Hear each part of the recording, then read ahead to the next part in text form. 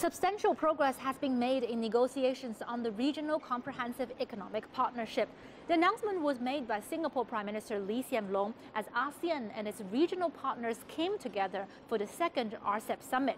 In his opening statement, PM Lee highlighted that negotiations have concluded in 7 out of 18 chapters and that significant breakthroughs have been secured in rules-based items. While he acknowledged the completion of the deal took longer than expected, he did mention that there are unique challenges to negotiating what he refers to as a mega FTA. Complexities are to be expected as we are a group of diverse economies, and for a number of us this will be our first FTA with each other.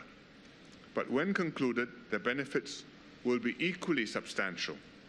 The RCEP will be the world's largest trading bloc, accounting for 45% of the world population, 40% of global trade, and a third of the world's GDP. And the conclusion of the RCEP will also send a clear and strong signal of our commitment to multilateral trade. PM Lee expressed concerns that further prolonging negotiations puts the RCEP at risk of losing credibility and support. The leaders now wish to bring the RCEP to its full conclusion in 2019.